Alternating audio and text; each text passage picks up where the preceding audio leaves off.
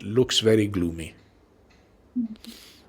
سر آپ women empowerment کو لے کر بھی بہت آگے آگے ہیں، اور آپ عورت مارچ میں بھی پارٹیسپیٹ کرتے ہیں.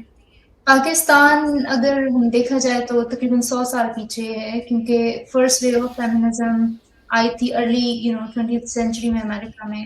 اور پاکستان میں ابھی خواتین بھی خواتین کے ساتھ نہیں ہے.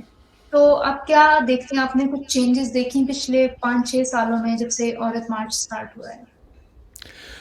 اس کے اثرات جگہ جگہ پر مختلف رہے ہیں. ہاں، جو بالائی طبقہ ہے پاکستان کا، وہاں اب لڑکیاں کچھ زیادہ اپنے آپ کو ایسرٹ کر سکتی ہیں. وہ میرا خیال ہے پہلے کے مقابلے میں انہیں کچھ زیادہ آزادیاں ملی ہیں. اب بھی بہت سی ان کی مجبوریاں ہیں، لیکن پہلے سے بہتر ہے. لیکن جہاں تک عام خواتین کا تعلق ہے، اب بھی آپ دیکھیں کہ وہ انہیں بس ایک طرح سے دیکھا جاتا ہے، یعنی کہ بچے جننے کے لیے.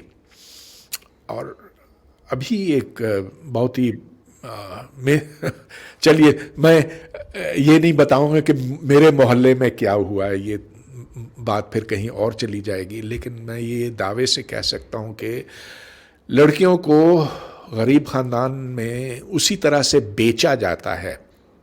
اب یہ جو لڑکی 26 سال کی ہے، اس کے 3 بچے ہیں. جب یہ 16 سال کی تھی، اس کو 1 لاکھ روپے کا بیچا گیا تھا. اب وہ 70 سالہ میاں کے ساتھ اس کی شادی کرائی گئی تھی. وہ بیزار ہے، گھر سے بھاگ گئی. اور یہ ایک لڑکی نہیں، اس طرح کی لاکھوں لڑکیاں ہیں جن کے اوپر بے حساب ظلم ہوتا رہا ہے. ہاں، تھوڑا سا فائدہ یہ ہے کہ آج عورت خلا لے سکتی ہے، پہلے نہیں ہوتا تھا. یہ اچھی بات ہے. اس کا مطلب یہ کہ وہ قوانین جو پہلے تھے ان میں کچھ بہتری آئی ہے.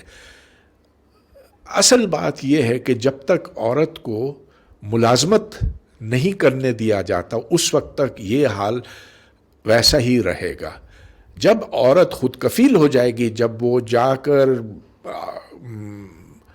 جب وہ ایک کنبے کو پال سکے گی اپنی محنت مشقت کر کے، تب ہی میں سمجھتا ہوں کہ برابری آنے کا امکان بنے گا.